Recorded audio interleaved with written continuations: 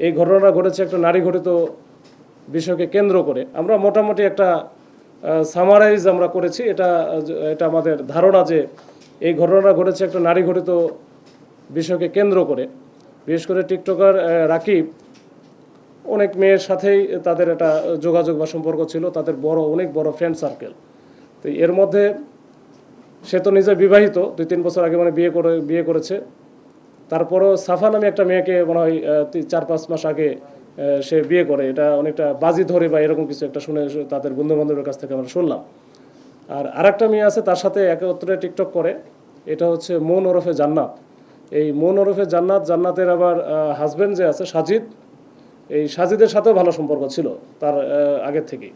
তো সাজিদ আবার drug dealer এবং ড্রাগের ব্যবসা করে এবং খুলনা অঞ্চলেই তার বসবাস।